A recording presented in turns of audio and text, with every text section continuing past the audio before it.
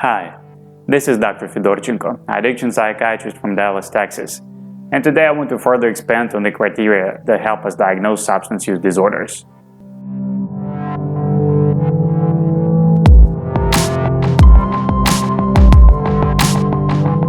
You might remember the 4 categories of symptoms that the person develops if they have a problematic pattern of substance use. Just to remind, these include impaired control, social impairment, risky use, and pharmacological criteria. To help us understand what it all means, let's go through each category in detail. To do so, I came up with a clinical case scenario. That is, a case of a hypothetical person that might be having a problem based on their history and clinical findings. These will help us put 4 abstract categories in the context of real life. Let's go. Mr. T comes to your office by the referral from a primary care physician who was worried about his drinking pattern. On interview, Mr. T states that his drinking has indeed been out of control lately. For instance, he knows that no matter what arrangements he makes with himself, he always ends up drinking a full bottle of hard liquor at night. Drinking also takes all of his time after he's done with work. Guys, I know I'm just saying a bottle of hard liquor without reference to what we consider an acceptable drinking. Stay tuned, a video about what we consider a normal amount of drinking is coming up. For now, just take my word for it, a bottle of hard liquor a day is a lot. He further notes that in the past year or so, he attempted to quit several times on his own, but he would always start drinking again only after 2 or 3 days because of the shakes and severe anxiety that follows. He notes that drinking takes most of his time in the afternoon and all the time on the weekends. Reluctantly, he admits that if there is an alcohol in the house, it is really hard for him to resist an urge to go ahead and drink it. Okay, this was a lot of material. Let's go back and look at some key moments. First, Mr. T drinks more than he intends, and over a longer period of time than he wants. He drinks a full bottle and it takes his whole afternoon on the weekdays. Secondly, he has had several failed attempts to quit drinking. Further, a great deal of time is spent using alcohol and recovering from it. In case of Mr. T, it's an entire afternoon during the work week and the whole day during the weekend. Finally, Mr. T describes craving, an intense urge to drink alcohol when he has some supply in the house.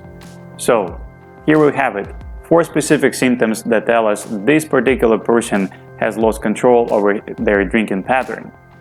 Next, let's talk about social impairment.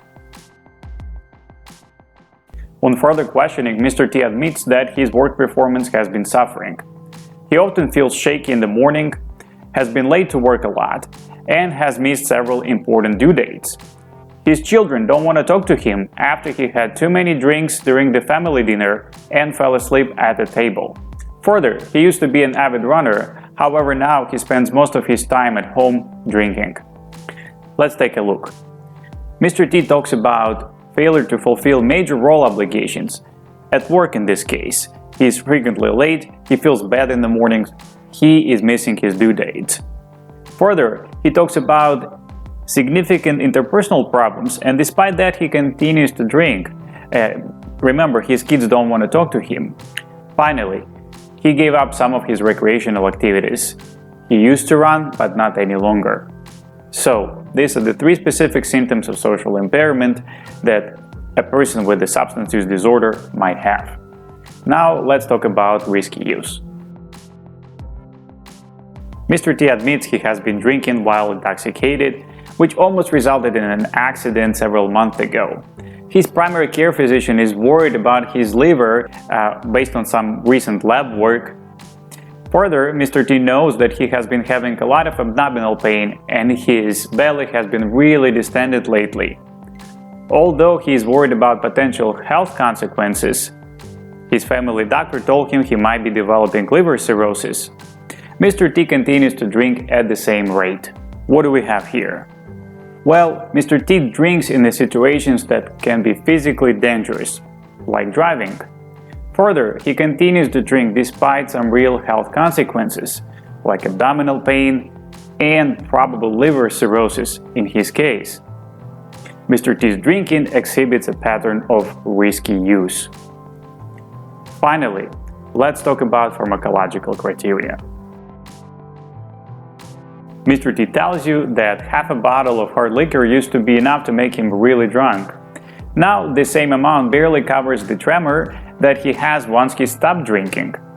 Further, he tells you that when he does not drink, in addition to tremor, he develops nausea, vomiting, headache, severe anxiety, and insomnia. These are pretty straightforward. First, Mr. T reports tolerance, that is, an increased amount of alcohol needed to achieve a desired effect. And 2, he reports withdrawal, or a specific syndrome that develops once he stops drinking and his blood alcohol level drops. So here we have it, an in-depth review of the 4 groups of criteria that we use and what they actually mean. Of course, to actually diagnose a substance use disorder or an alcohol use disorder in the case of Mr. T, we would have to obtain more comprehensive clinical history and likely some lab work. But, as in most of the psychiatry, clinical interview remains the main diagnostic tool. I hope you like this detailed review of substance use disorder diagnosis. If you struggle with some of the symptoms that I described, you might consider an appointment with an addiction psychiatrist. This is usually the first step to get comprehensive help. Thanks for watching, and see you next time.